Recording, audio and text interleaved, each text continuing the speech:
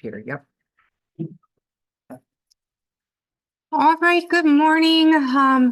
We're here today to do the advanced tax preparation training. If there's any questions, just go ahead and write them in the chat or wait till the end. And we'll get going this morning.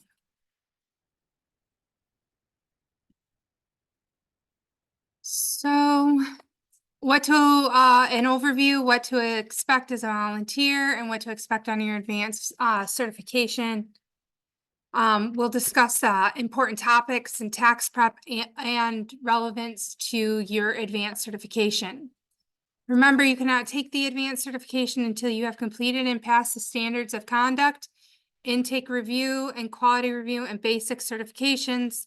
The advanced certification will not appear until they are complete. Legal protections for volunteers, what to expect. You don't have to ever worry about being sued. We're protected by the IRS, so don't worry about anybody coming after you. If there's a mistake made, we can always fix it. You never have to prepare alone. Here at Peace, we have tons of people, myself, Sharon, Ralph, Taisha, Joy, will help you out here. Your safety is our top priority. We have masks, we have Clorox wipes, we have hand sanitizers, we have gloves. Don't worry about it. If you're worried about COVID, come on in. You never have to meet with a client. And the advanced testing is more challenging than what you will typically see at the site. They want to challenge you. They want you to be prepared just for the what if. At all of the VITA sites, you need to provide proof of your various certification levels that form 13615-C. We do have a tax alert binder that has any updates if there's laws passed within the current tax year. If there is and you read it, just go ahead and sign that off. Here at Peace, we'll let you know where that is. We ask that if you do come here and get certified, we ask that you do at least 10 tax returns for the community besides yours and your families. We do have a volunteer sign in, sign out. It's important that you log those hours each time you come in. We get credit for in-kind hours and community investment for our funders. What to expect on your advanced certification. So we've already gone through this, especially if you're certified already. You have to do the standards of conduct, the intake quality review, and basic certification. So that's on that link, learntaxescertification.com. You have to pass 24 questions out of the 30 to be able to do to pass. You do have 2 attempts, so that's like 80%. You have to open the advanced test, some initial advanced questions, just like on your basic, and then you have to do the practice labs that follow on some of them. I've done the same thing that I've done for basic. I have for advanced scenario 1, each dark bullet coordinates to like question 1, 2, 3, and where you can find it in your 4012. And then if we keep scrolling a little further to advanced scenario 7, this is those practice labs that you have to do to be able to find the answer. 4012 is your test book, where you find the answers. And then 1040 is in the practice lab. That is your tax return. So practice labs need to be done for some of these to be answered. Go a little bit. Don't stress.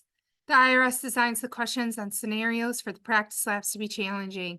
The practice labs in these are a little challenged. They did throw in everything, but don't get stressed out on it. If you need help, we're always here to help you.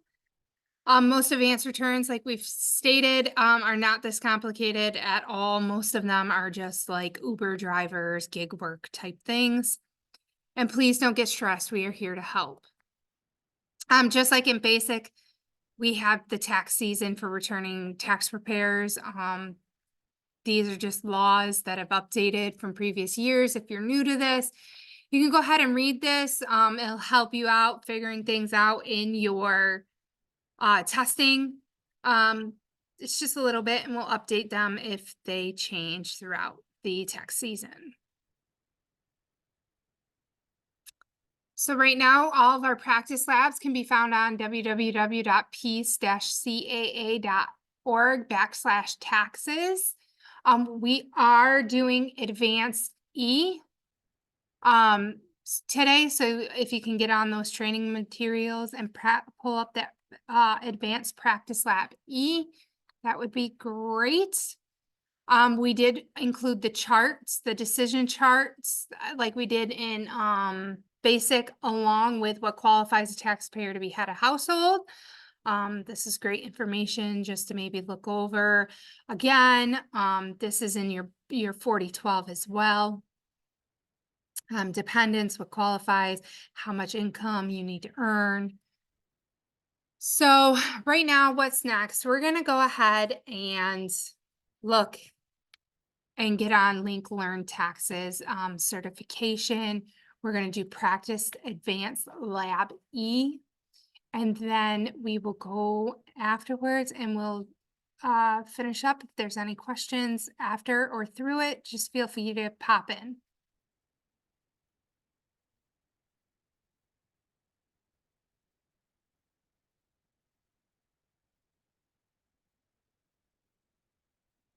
So we're going to go down to that on Link Learn Taxes. We're going to go to Practice Lab. And it's at Train Pro Web in all caps.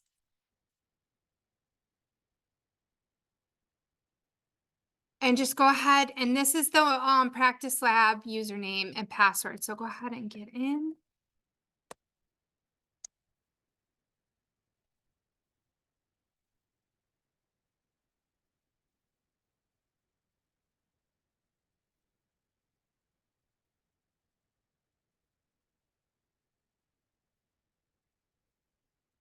And we are at our beginning.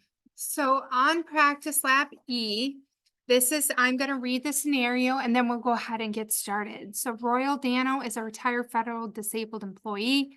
Royal and his spouse, Barry Chase, will file married filing jointly. Royal does not trust any bank and keeps his savings under his bed mattress. He prefers paper checks. Barry is still in the workforce. She holds 2 positions as a bank examiner and a limousine driver in the evening for VIPs who attend dinner parties and other functions.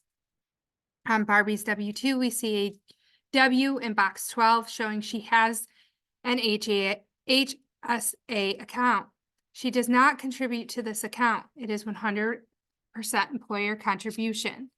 Royal rents out a room in his home. Royal's joint survivor annuity started on 1/1/2023, and they have provided their property taxes for the year. I do need to state before we get going and start doing this scenario that all of these names, scenarios, social security numbers, or anything related to this is fictitious. It's all made up for the purposes of training. So we'll go ahead and get started. So for Royal and Barbie, due to the fact that these are fictitious, and we're just going to go ahead and make up social security numbers like we've done in our previous practice labs. So go ahead and do that now.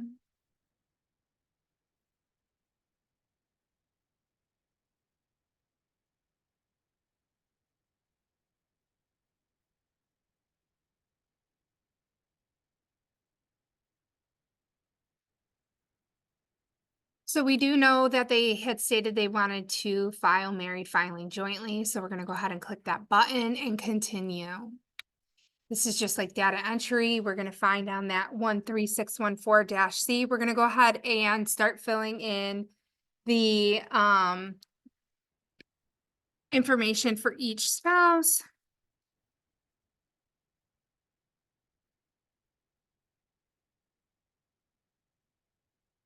His birthday is 2/4/1962.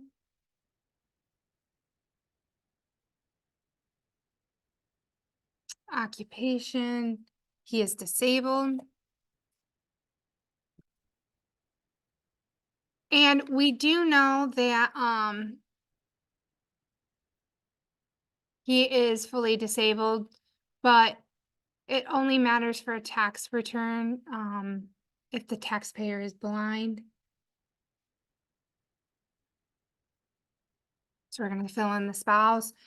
Remember, it is autofill. So if you notice, the last name is Dano and it should be Chase. So go ahead and change that. Make up a fictitious social security number. The birthday was provided on that yellow form, that 13614-C, the intake interview and quality review sheet.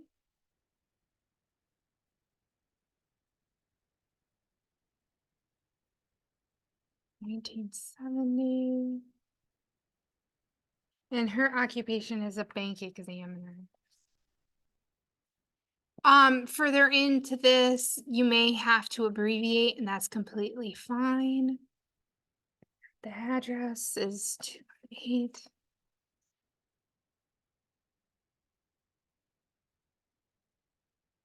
And the zip code is 132 or 13202. Yep.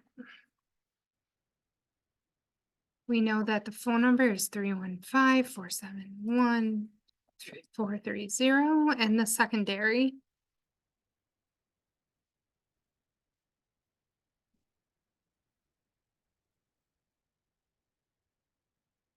and they have not provided any email. So we're going to go ahead and hit continue. The county is Onondaga. We live in Onondaga County, and the school district for them is Syracuse, as it's the city of Syracuse. Here at Peace, we have a form that gives you that they have to write in their county and what school district they are to make it easier for you. I know we have also done it for NITA. So you require the same forms between the two places. Hit continue. They do not have any dependents, so we're going to say no. We are at the meat and the potatoes, as Sharon likes to call it, where we're going to start entering all the information. So the first thing that we notice is Barry Chase has a W-2. So we're going to click on W-2. We're going to enter the employer identification, which is found in box B. And we notice that it is JP Morgan Chase. Just make sure this is correct. And we can start filling in the boxes. This should be pretty familiar, especially if you've already certified for basic and you are now taking your advanced. Remember, box 3, box 5 have different numbers. It does autofill. Once you change the numbers in 3, 4 will change. And once you change the number in 5, 6 will change to equate to what is shown, except for it looks like box 4 and box 6, they added a little bit more. So just make sure that that is true. So 2145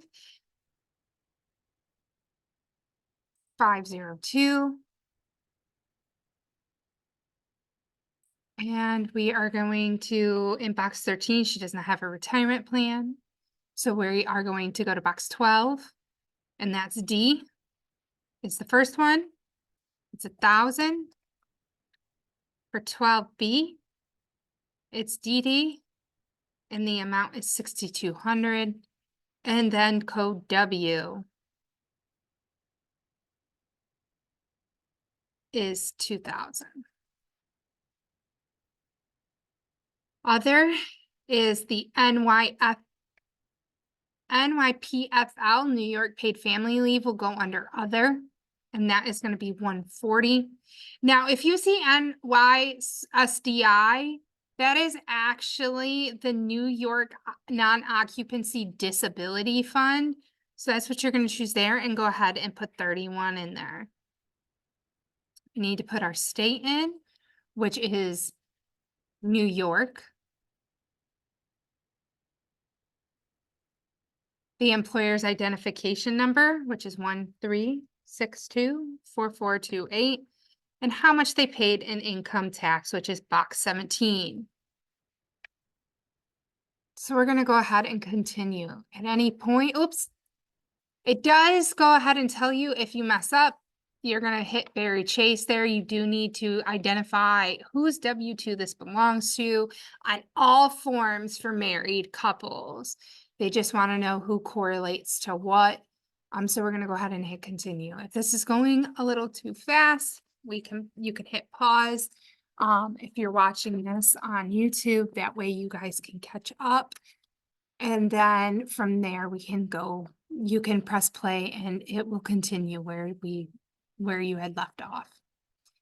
So we know that code W on a W-2 informs us that she has an HSA. And we also know based off from the scenario that she stated she had an HSA with all employer contributed. So up in the left-hand corner, you will see the form finder, and we're going to go ahead and type HSA. And it's a health savings account, that form 8889. So we know that it goes to Barry. So we need to change it from Royal to Barry. We know it's a self-only plan. And it says HSA contributions made for 2023, including those made from January 1st through April 15th, do not include the employer contributions. So sometimes these are questions that you may have to reach out to the client about and ask, hey, I see that you have an HSA. I see that your employer contributed this much. Did you contribute anything else to your health savings account, and how much? A week from a paycheck, a month? And that would go here. But because this is all employer contributed, we don't put anything. She was covered all 12 months. The amount you and your employer contributed to your Archer MSA 2023. This isn't a high deductible plan. There's no adjustments to box 12 code W, so we don't need to do anything there. So distributions for qualified medical. So this would be if she had gotten any, like she used it for dental, doctors, prescriptions, anything like that. Now she does have the form, the 1099 SA, and it does have distributions, which she does not for this scenario. You would put that in box 1, and then you would say, okay, so how much was this for medical? Now, they can't use their HSA to go to McDonald's. If they use their HSA to go to McDonald's, then it's taxable. And I believe it's like 25%, 25% tax, and they get hit again an extra, I believe, a couple more percentage for not using it properly. So it's definitely something that you need to be careful with on HSAs. So HSA adjustments. We didn't have any adjustments, so we don't need to answer any of these questions. So we're just going to hit continue. Now it says you have not entered amounts indicating that you made contributions to your HSA. Generally, you will only want to continue without input in these fields if you have an amount input in box 12 of your W-2 with code W. So we know that we are correct. So we're just going to hit continue because it was all employer based. She didn't contribute anything. So we're going to hit continue again. Now that we have her W-2 and the HSA reconsidered here, which I do believe further, I just want to, go through this a little with you. We have a 1099 NEC. So if you go ahead in the left-hand corner in your form finder and go 1099 NEC, it's not employee compensation. We're going to go ahead and start this. So we know that this belongs to Barry based off from the fictitious 1099. We're going to put the payer's name as American Limousines.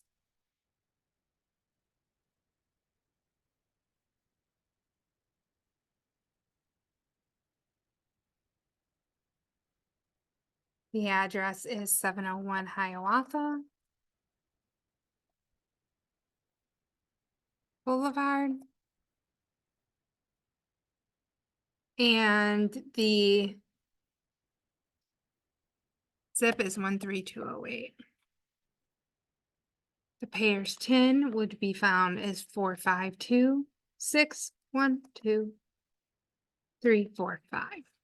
5 zeros at the end. So we're gonna go ahead and do non-employee compensation of 7,800.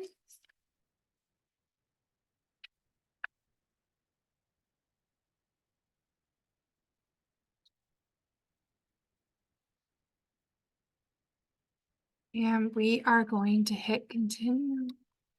So this is that situation where the person is using is a gig, what we call gig workers. There's some type of driver for Uber, Instacart. For her case, she's being 1099 through American Limousine.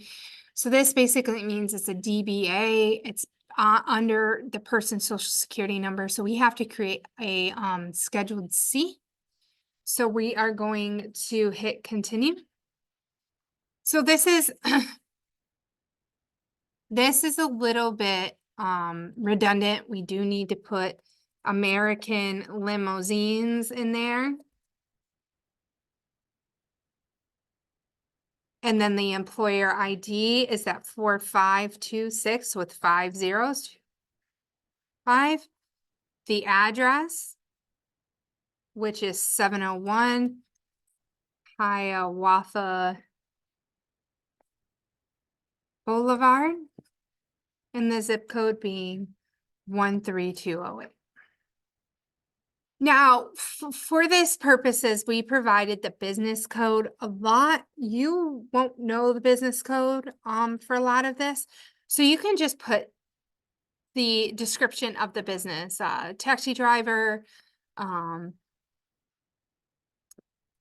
anything like that. Like I know some people who do Instacart, you can say food delivery. So that's where you would put the description of the business. You can also click on these codes and try to find it in the codes there. But this is the quick way of just putting in the description of what the business is. So we do have the scheduled C created for this. She was a limousine driver for this company. So she does not, based off from our information, she does not have any type of deductions that she can claim because the company just 1099 her instead of making her an employee. Some companies do this and allow them to use their delivery stuff, their vehicles, so they get the mileage. So we will just go to the bottom and hit continue. So we have that 1099 NEC out of the way. Now we have what's called a 1099-R. Now this is going to be practice for you. Which you'll find here, or you can use that form finder on the left-hand side. It's the 4th one down on income. So this is, we're going to say this is Royals. We're going to put the payer's identification in. So it's 526083699. This 1099-R is, the zip code is wrong, is a the simplified method. And this is something that you will have to do in your advanced practice lab. So this will help you get prepared for that. So we notice that the gross distribution is $21,000. There is no taxable amount, but it autofills. So you're going to go ahead and delete that out. We are going to say no taxable amount was determined. I'm going to fill in these boxes as such. It's going to be 3150 for federal income tax. Code distribution. We do know that this is an annuity, so we'll co-distribution 3. His employee contributions in 9B are 800. So a rollover disability payment, if you see code 3, we need to check that box right here. It's very important. It comes up as income. So there is no state taxes withheld. We're going to go ahead and hit New York. And we know the identification number is going to be that payer's TIN, which is 526083699. The distribution was the 21,000. So we are not done. We have to figure out, which we're going to scroll up to the top right here. We have to figure out the taxable amount. So we need to say, do you need to calculate for your taxable amount? Yes. So we're going to click there. So we're going to start with the simplified method worksheet and hit begin. We know that we need to be here, so we're going to go ahead and hit continue. So we know the gross distribution was 21,000.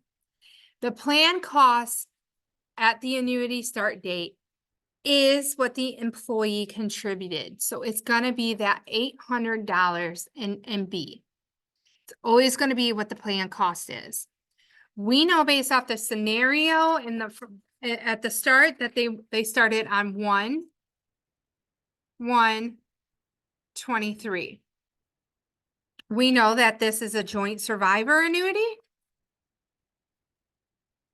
And so now we need to figure out the age of the recipients at the start date. So we know that the start date was 1/1/23. So for both, because they're married, we have to add their ages of last year at the time of the annuity. So for this, when we add them up, it's 112. They were paid 12 months. And they have not previously recovered anything because it just started. That's important that we know how much they have previously recovered. Some people actually have to call who their 1099-R annuity is through to figure this out, or they can bring in a previous tax return and we can look that way. This is how you do a simplified method. This is in your advanced testing. So just remember to come back if you can't remember. It is in your 4012. It explains it very well in there. So go ahead and hit continue. We'll hit continue again. And we have figured out what the taxable amount of their gross distribution is. So we're going to scroll to the bottom and hit continue. This is just something that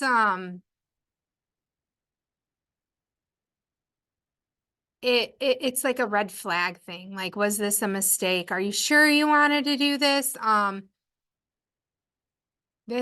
We know that we want to report it on 3, so we're just going to hit continue here. This was not an early distribution. This is mostly due to COVID, or if somebody, if they had to take out their distribution, their retirement from the company because they went under due to COVID. So we're going to go ahead and hit no. We're going to hit continue again and continue. So now we have the miscellaneous income, the 1099, which you will find on the income page down 1, 2, 3, 4, 5, 6, 7 down. You can also use that form finder up in the left-hand corner if you're not sure of where it is. We are going to hit begin, and we know this belongs to Royal. We are going to put Onondaga County here.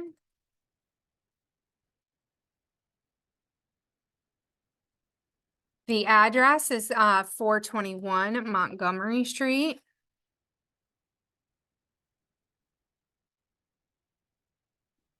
And the zip code is 13202. Syracuse, New York. The payer's TIN is 141. And there's 1, 2, 3, 4, 5, 6. 6 zeros at the end of that. You're gonna scroll down and go to rents because we know he rented out a room. Now, typically in VITA, we do not do rental property, but we will do the rent of a room within the primary taxpayer's household, but not if it's the whole house they're renting. We don't do rental income properties, but we will do if you're renting a room to make ends meet. So we're going to do 4,800 there. And we are just going to go ahead and hit continue. As it turns out, your 1099 gets reported on a Schedule E, and that's okay. So we are going to hit create Schedule E. Check here if any payments in 23 that require to fill forms.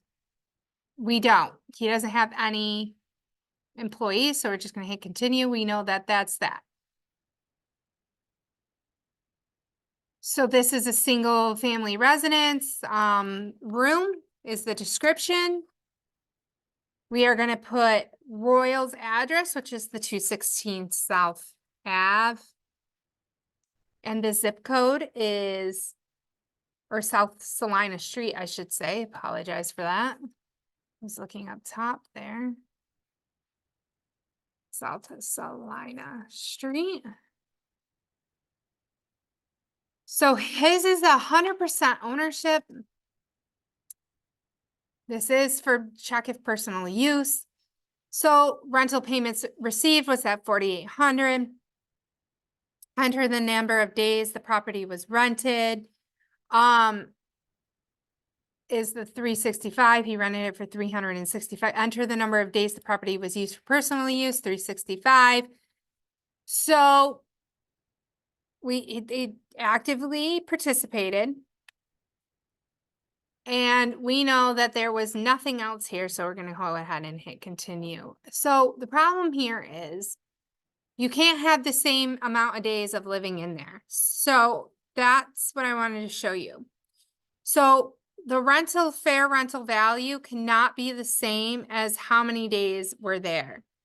So we're just going to delete how many days was the property rented, because we know he lived there and it's just a room. And that's what differentiates between having a rental property and the room. So we're just going to hit continue again. There was no expenses or depreciation. We are not allowed as VITA to do depreciation. So we're just going to hit continue and then continue again. We know that we have that miscellaneous income in. Now we have Social Security payments for Royal.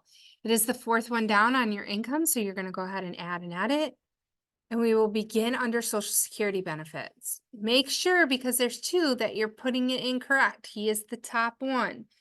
So it's $11,978.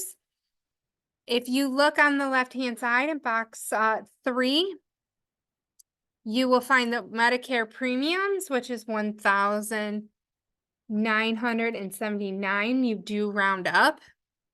And then box 6, you'll see voluntary federal income tax. They did have some withheld of $838. We know that we've completely filled out this form. So we hit continue. So our next form is going to be the 1098 mortgage interest. If you put 1098 in that form finder, we see 1098 mortgage interest statement right there. Did you receive the form 1098? Yes. We know that we don't do rental properties here. So it's all 1098 mortgage interest statements should have the address to where the main residence is that this person is living at. It should be their only home there. Some people have like camps or homes in Florida. That's okay as long as it's in their name and they have no rental property. So we're going to say yes, that this was used to purchase the house, or add updates. Some people take a second mortgage to maybe like fix their roof or something. So we know it's through Chase Bank. In box 1, we know 5990. There's an outstanding principal of 3,200. There's no origination date with this. So you'll see if we scroll down a little bit more that this is the same as the payer's address. If we are doing something outside of the country and or this is a different address, that means it's a rental property. We don't do that here. So you will just scroll past that. We know in box 10 right here, we see taxes. That's real estate taxes. So that is in the amount of $6,023. That's what we're going to put in there. You click that little real estate taxes and put the amount in, and we are done. We're going to hit continue. We are going to hit continue again, and then continue. So it brings us back out to the deductions part of it. And because this isn't in order, typically you can order these yourself. We're going to use that form finder. 1099B and hit enter, which is not coming up for some reason.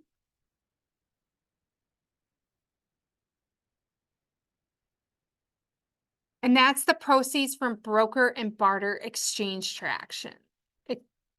transactions.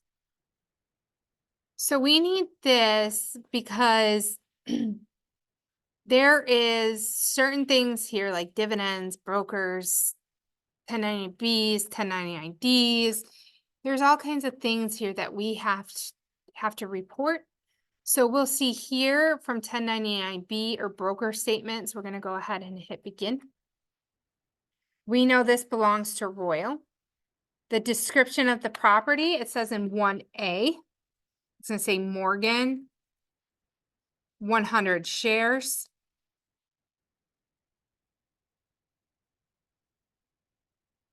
So we know that the date acquired was in box 1B. It's 1/12.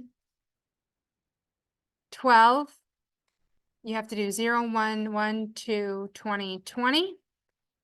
The date sold is going to be 5/05/12/2023. We know this is not a short sale. If this was a short sale, it would be sold in the same year that you purchased it. It wasn't, it was acquired in 2020 and it was sold in 2023. So this is a long-term stock. The sales price is going to be the proceeds. So this is going to be 5,000. The cost basis type you will find in, let's see here. Let me see. We know that it is not, it looks like here that we don't have it in the practice lab, but you will see it in here that says it is the gross in box 6 reported to the IRS gross proceeds. So it is reported.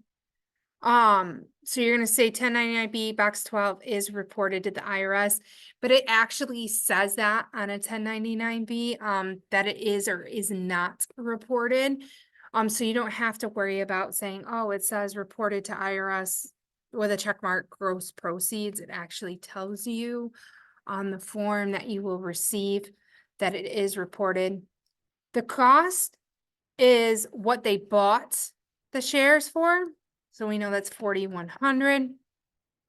There is no adjustments. We know it is a long term.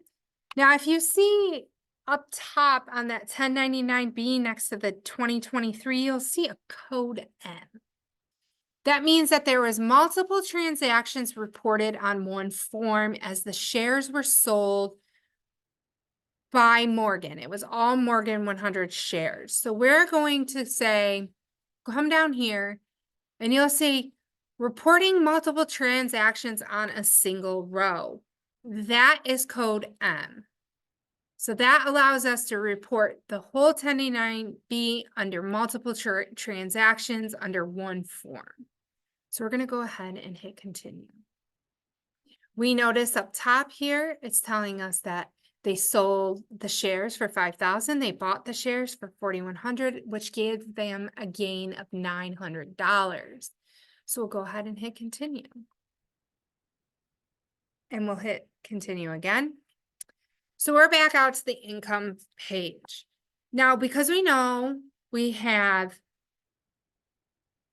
put all of our forms in, we can go on to the left-hand side and look for health insurance and just click on that button. It brings you straight to the health care portion of this. We only need to know if there's a 1095-A, in which this case they do not have. So we're going to hit no.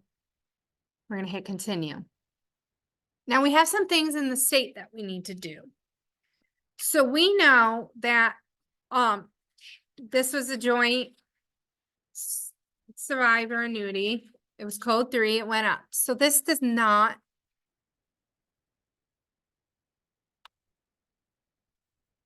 and we know it was from the U.S. Office of Personal Management.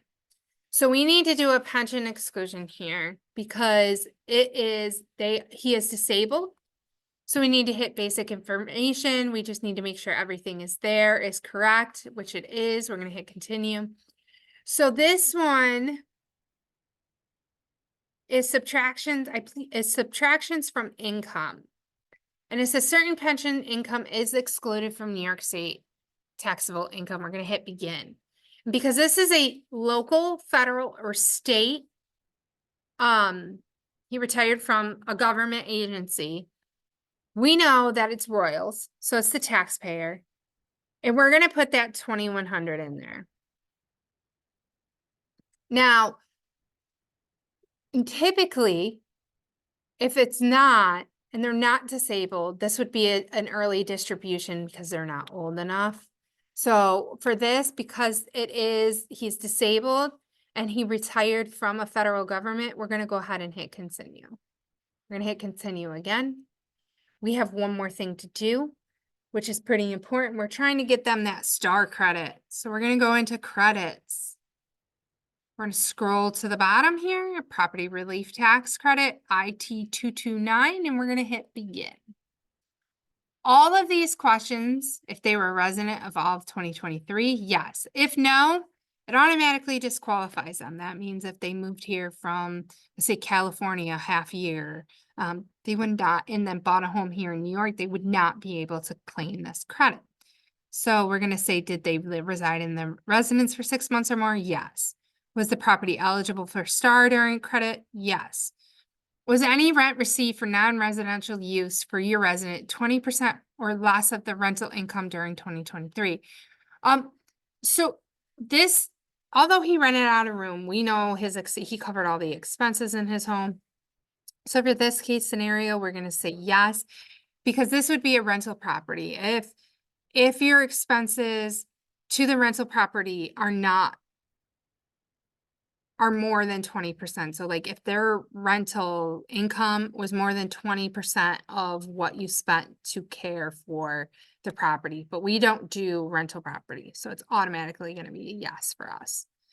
So 365 days is the amount that you resided in your property. You were there 100% of the time.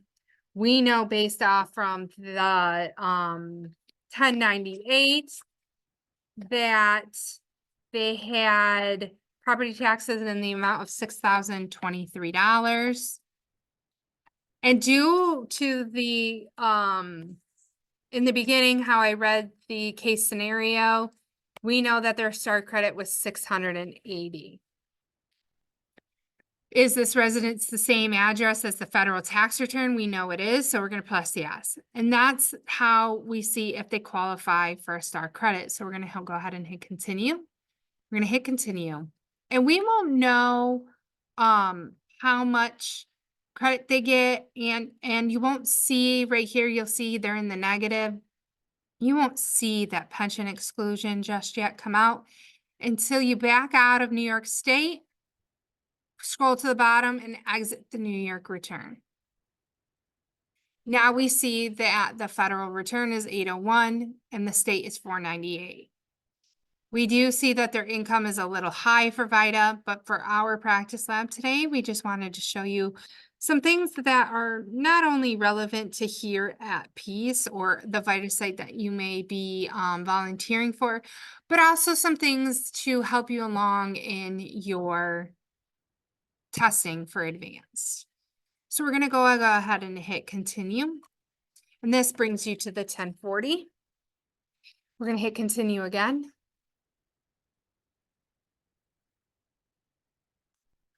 Your 1099-R may need attention. That's just another warning, making sure that you actually wanted that. So we're going to hit continue. So we know in the beginning, he said he did not want direct deposit. So you're going to choose e-file paper check. E-file paper check for state and federal. Those taxpayers' PINs are really important here.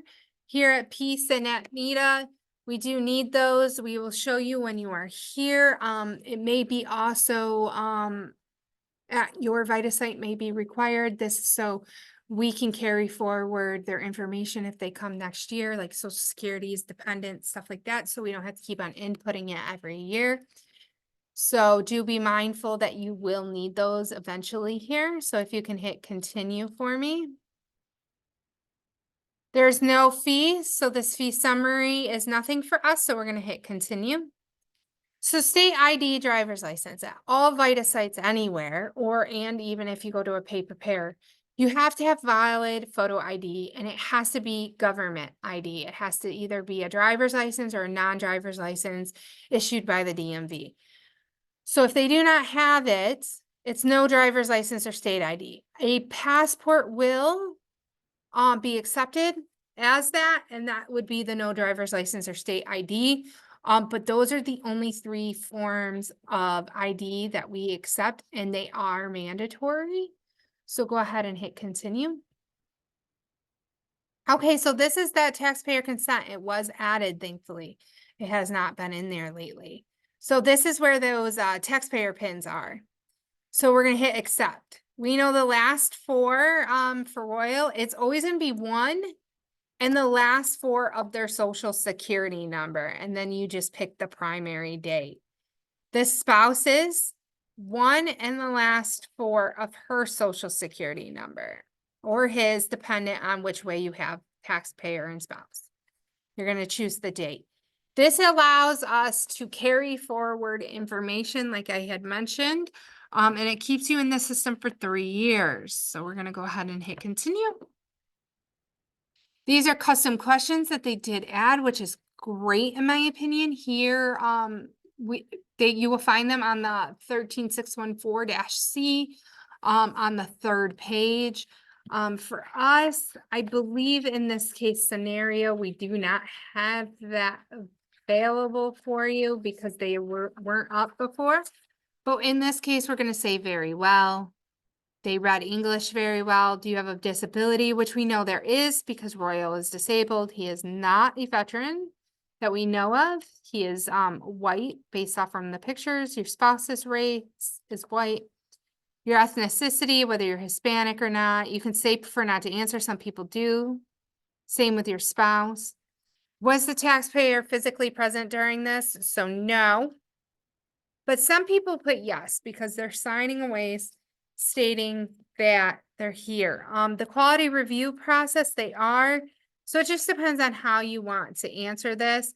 And then I'm not really sure the sample question. So we're just going to say prefer not to answer because I'm not sure what that is. So we're going to hit continue. This means nothing to us. So we're going to just hit continue.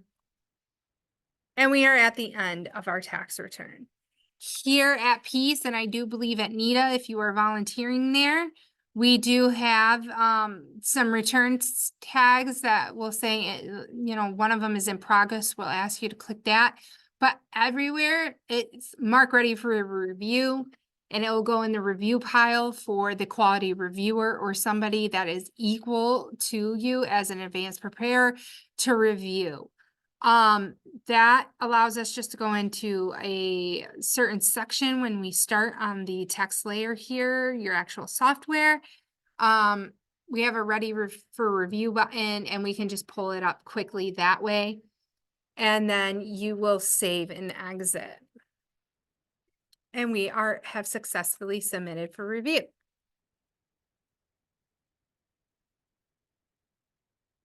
So then we are now completed.